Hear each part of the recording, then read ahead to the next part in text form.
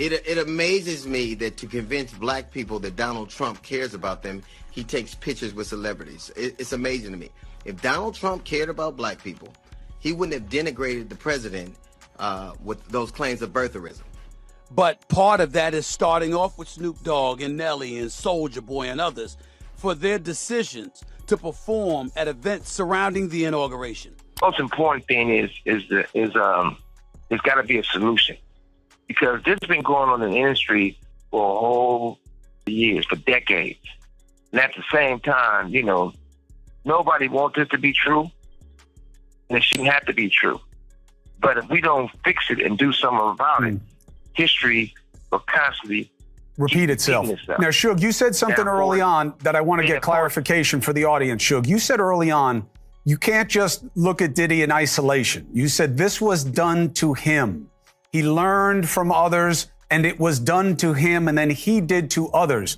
To me, that sounds like what I hear when people are talking about situations, you know, hurt people, that someone was used, they wind up being a perpetrator. Is that what you're suggesting about Sean Combs, that he was used and he now uses? It amazes me that to convince black people that Donald Trump cares about them, he takes pictures with celebrities. It's amazing to me. If Donald Trump cared about black people, he wouldn't have denigrated the president with those claims of birtherism. But part of that is starting off with Snoop Dogg and Nelly and Soulja Boy and others for their decisions to perform at events surrounding the inauguration. Y'all, did Snoop Dogg just flip the script on his own words? DL Hughley is out here dragging Snoop and has got everybody talking. The same dude who roasted black artists for performing at Donald Trump's inauguration back in 2017 just pulled up years later performing at a Trump event, and DL Hughley is now sending some serious shots exposing Snoop's true colors. Now Snoop Dogg has been in the news for all the wrong reasons lately, and it's all because of the entire Diddy thing, with several speculations about how he plays for both the team and plays Fed within the culture, with even theories about how he betrayed Tupac. I mean, just recently SH Knight was also out here threatening him for hiding secrets. Most important thing is there got to be a solution, because this has been going on in the industry for a whole years, for decades, and at the same time, you know, nobody want this to be true, and it shouldn't have to be true. But if we don't fix it and do something about it, history will constantly repeat itself. Now SH, you said something early on that I want to get clarification.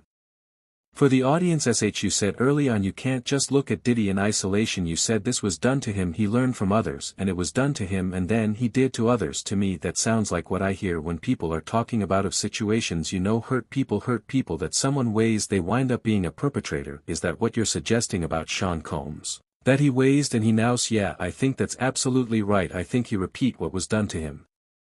Like I said, if you look at Russell Simmons, you know the truth. Andre, you know the truth. PR Davis, you know the truth. G, you know the truth. So they're not certain things that all of a sudden you got this. The industry is a quick business. It's been like that for a long time, and the casting couch is real, but it's for women and men. But far from all that, I think the most important thing is I feel like they should let Puffy tell this truth. I'm quite sure he gonna expose a lot of people. I'm sure he gonna move forward with it, but I don't think it should be a situation like the Ting thing where they found him hanging from the CE in the dead before the truth come out. Suge says that Soup is the real industry rap who has been playing both sides. Suge has been hinting for years that Snoop Dogg wasn't as loyal to Tupac as they claimed to be, and I knew that Pac did everything right about him by putting on All Live on Me, speaking about him and being real with him. And if it's true what they say, this call and your telephone number will be monitored and recording. Oh, face to face is going to be a lot of explaining to do. Only way you have Roddy if he was at the fight with us and you had a security detail. I not having security, music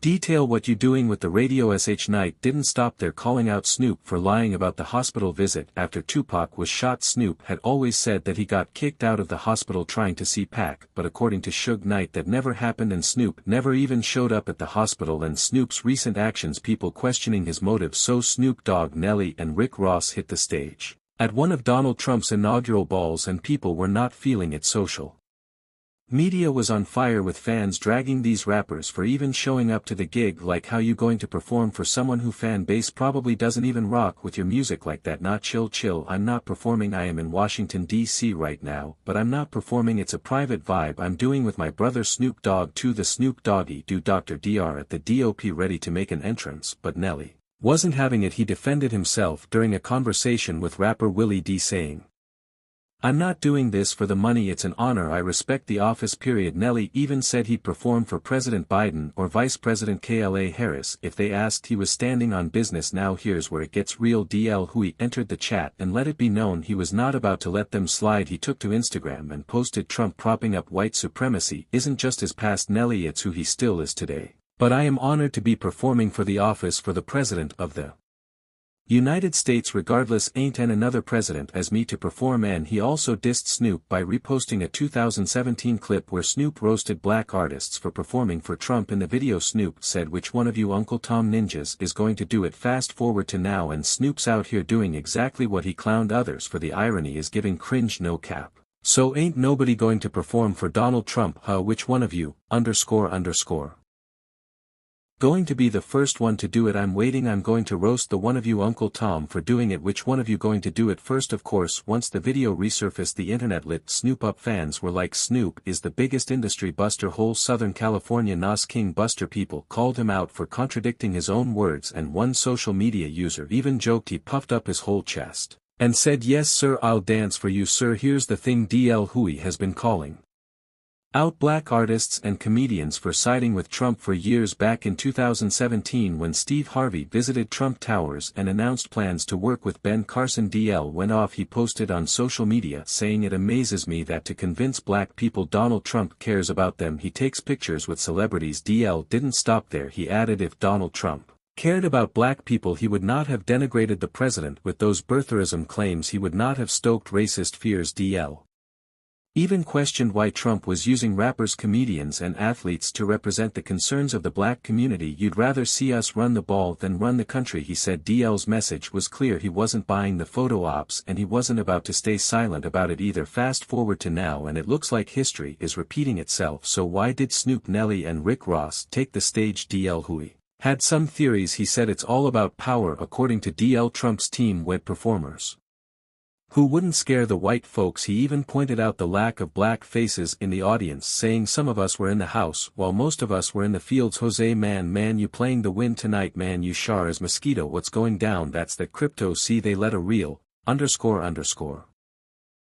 Up in the crypto ball. Bang bang. DL also suggested this was a flex for Trump, showing he could make someone like Snoop, who once clowned him, switch sides. And let's be real, it's not a good look now. DL also pointed out that Trump didn't call on rappers like Waka Flocka, Kodak Black or Lil Pump this time. Why? DL says it's because they already served their purpose. They were loud and controversial, but they didn't move the needle anymore. Instead, Trump went for artists like Snoop, someone whose participation would make waves, and let's be honest, it worked. The internet stayed undefeated with some savage takes on the situation. One user hit hard with, like DMX said, "They sold their souls to the devil and the price was cheap." Another user added, "After Snoop's successful appearance at the Olympics, he thought he was untouchable and the love was unconditional." Wrong. He was. Another person said, "Snoop's got to be the informant. Anyone notice how much play he's getting in Hughley commercial for various random products carrying the Olympic torch?" Come on, and let's talk about this gem. When you get a certain amount of money, you can come up with any excuse to do wrong, but let's be clear, money can't erase history. We will remember this. That last part hits different. People aren't letting Snoop off the hook anytime soon, no matter how iconic his career has been. So what do y'all think? Did Snoop, Nelly and Rick Ross fumble the bag